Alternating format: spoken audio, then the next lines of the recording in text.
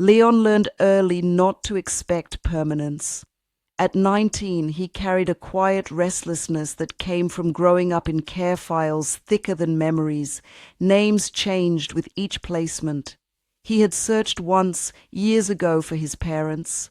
There were no answers, no siblings listed, no trace that could be followed without reopening wounds he had worked hard to close.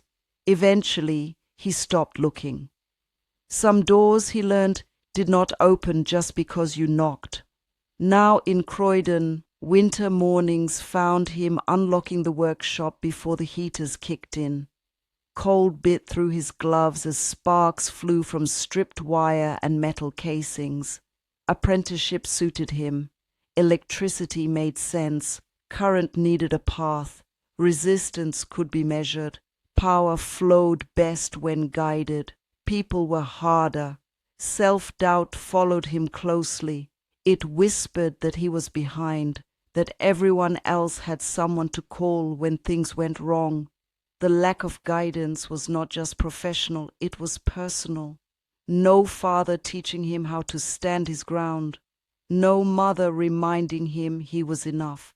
No one whose voice lived inside him saying, "You have got this." That changed when Marcus showed up. Marcus was not assigned by the system.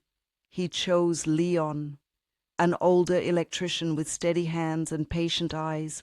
Marcus stood beside him when mistakes were made, never grabbing tools away, never shaming the learning process. "Borrow my confidence," he would say. "Yours will come." Through mentoring, Leon entered a pipeline he had not known existed, not just qualifications and certifications, but belonging. Someone showing up consistently, someone translating mistakes into lessons, someone standing between him and the lie that he had to figure life out alone.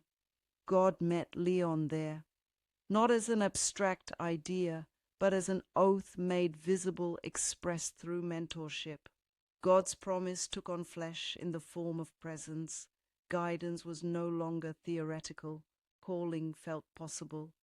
On one cold morning, as sparks lit the dim workshop, Leon realized something quietly profound. Strength could be shared, borrowed, passed on, and maybe one day given back. If you are learning without a map, building without a blueprint, or borrowing strength just to keep going, this prayer is for you. Faithful God, you see those growing without guidance, those learning through absence, those building lives without inherited foundations.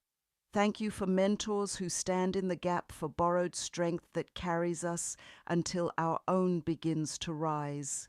Heal what has been broken by abandonment. Speak identity where silence once lived, and awaken calling in hearts still unsure they are chosen. Guide the young, the overlooked, the learning. Make your oath visible through presence, patience, and care. We trust you to lead us until we can lead others. Amen.